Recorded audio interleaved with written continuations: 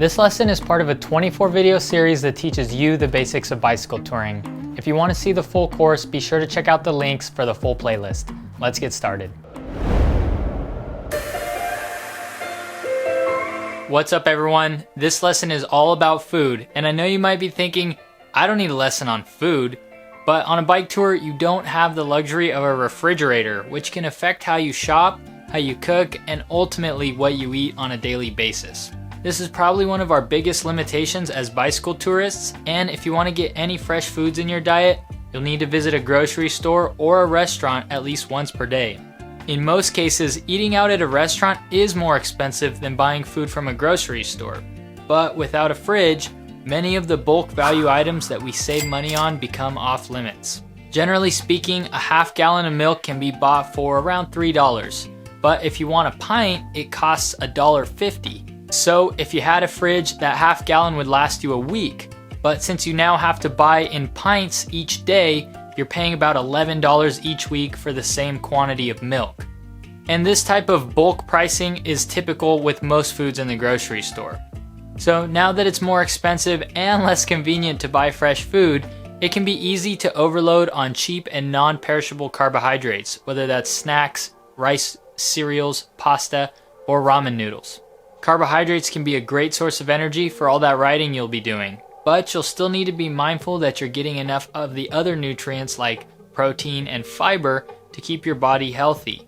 Fresh foods like meat and dairy are usually good sources of protein, while fruits and leafy vegetables provide fiber. Not eating enough protein can lead to lower performance and recovery for your muscles, while not eating enough fiber can make you constipated and cause your blood sugar levels to spike and crash more dramatically. If I had to choose only one food to eat on a bike tour, it would be lentils, because they're cheap, non-perishable, and they're nutritionally balanced, providing high amounts of carbs, protein, and fiber. There are also products like fiber tablets and protein powder that can be used to supplement these essential nutrients. Another thing to consider when buying foods is their portability, and by that I mean the ability to carry them in a basket or a pannier without getting damaged or spoiled. So you wouldn't want a watermelon because it's too big, or soft fruits like peaches and tomatoes will bruise or squish easily from bouncing around on your bike. My favorite bike touring vegetable is actually a cabbage because it can last a few days out of the fridge and you don't have to worry about it getting squished.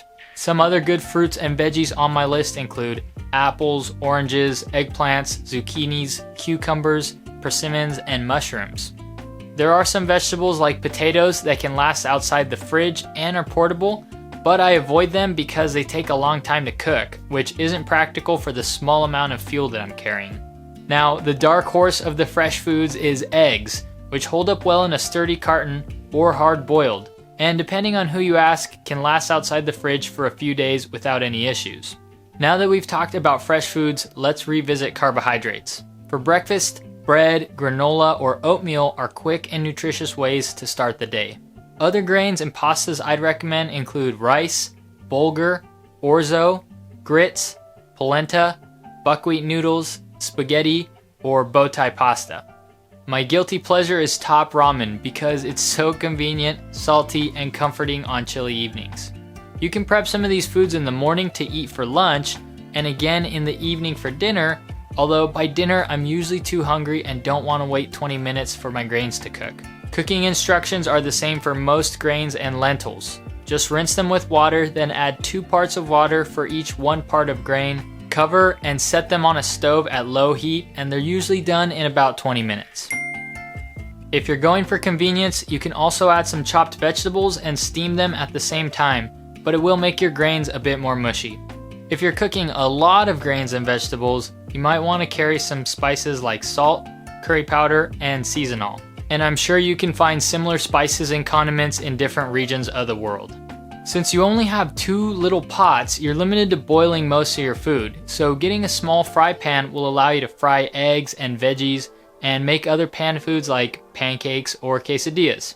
Also be sure to bring these following essentials: a spoon, a fork, a spreading knife, a cutting knife, a plate and cup made of plastic or metal, a small wooden or plastic cutting board, and some sort of Tupperware container to pack your lunch. If you're a coffee addict, you might want to try a compact dripper to get your fix. It's also good to carry some non-perishable snacks for those times that you need some quick nutrition or don't feel like cooking. For me, those are nuts such as almonds, dried fruits like raisins, peanut butter and jelly, soy jerky, and granola bars. Lastly, you'll need to carry enough water not only for drinking but also for cooking. In general, I would recommend carrying at least 2 liters of water, but you'll have to adjust this amount based on your usage and needs.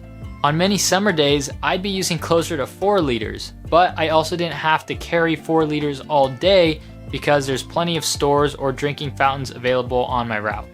Just be sure that you're carrying enough water to be drinking regularly, because symptoms of dehydration usually aren't immediate, and by the time you notice, your body is already suffering the consequences. Well, that does it for this lesson, and if you have any further questions, leave them down in the comments below. If you want to see the full 24 video bicycle touring playlist, check out the links, and if you feel like this course has provided you value, consider leaving a donation. I'll leave the links in the description as it helps me create more high quality tutorial content like this. Until next time, I'll see you guys.